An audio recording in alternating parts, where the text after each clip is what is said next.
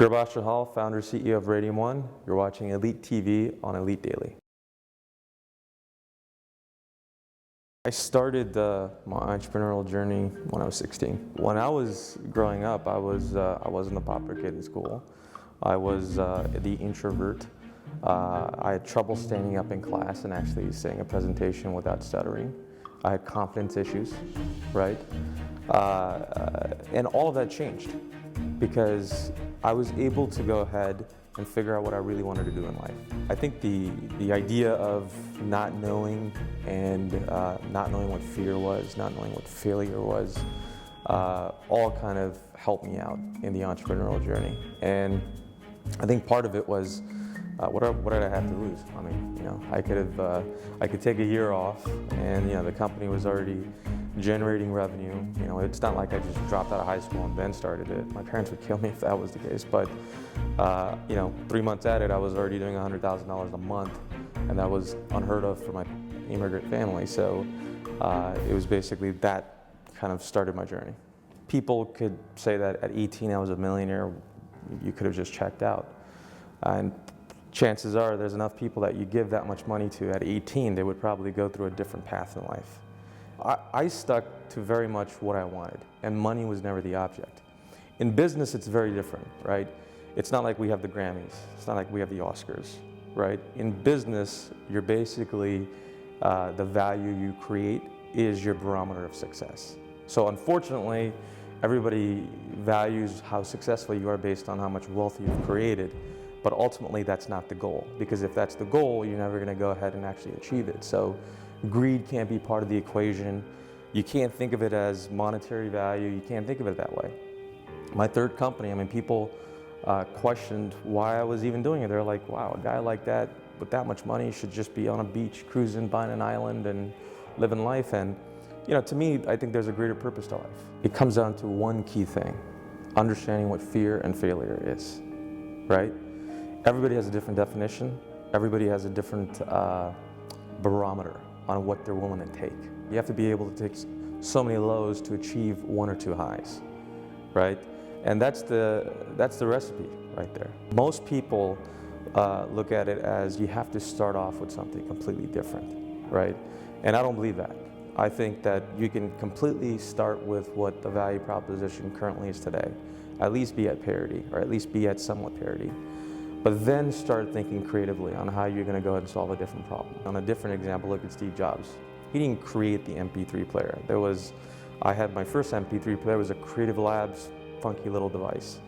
But when the iPod came out, it was like, wow, right? And that's the thing that you have to figure out, is that people at the end of the day want to be wowed and want to be given a different angle at certain things. And that's what you can do with business, is you're solving the same problem, but just differently. That was kind of one thing I learned, is that if you make a great impression, if you get the deal, you ask for the deal, you get whatever you want, you never have to actually go ahead and justify who you are, because you've already done that.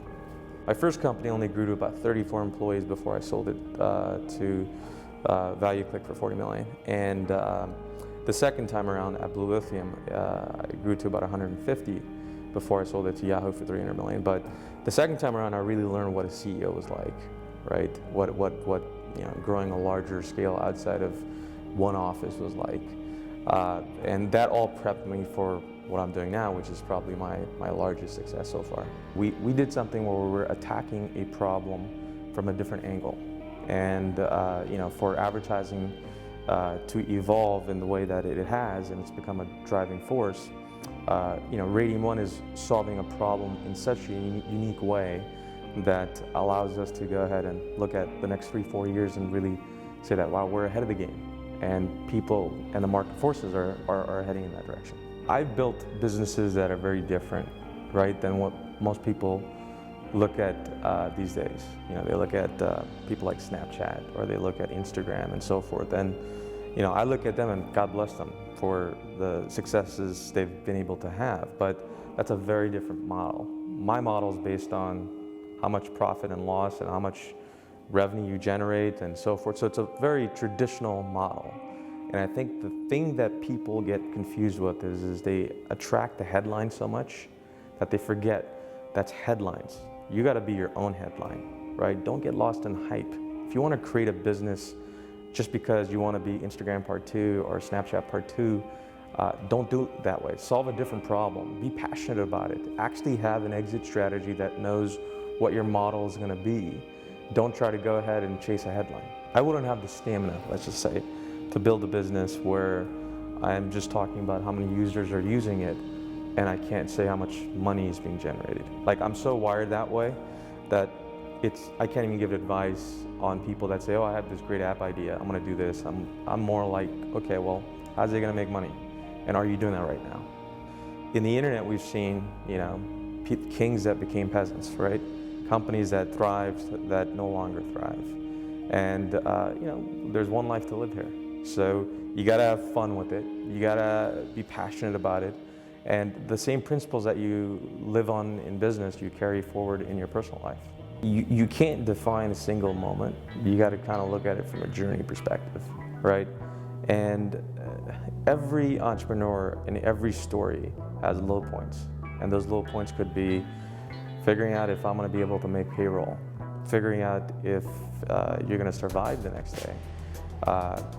And then you also have a whole new set of people that you end up enlisting to be part of your army, and they disappoint you, or they defy you, or they cheat you, or so forth. So you go through that path, and all of those are different low points, but they're all opportunities to learn, right? You fail fast, but you learn quick. So my first 2 companies, I realized, my intuition realized, that they were better off in a bigger company. And that would basically, allow it to thrive in a much bigger way. This time around, the things that we're doing at Radium One, I don't think of the world that way. I think of what Radium One is doing is in a redefined way, and based on the growth that it's headed toward, I would rather be the company buying companies versus the one selling to one. So, the question is that am I the same entrepreneur as I was at 16?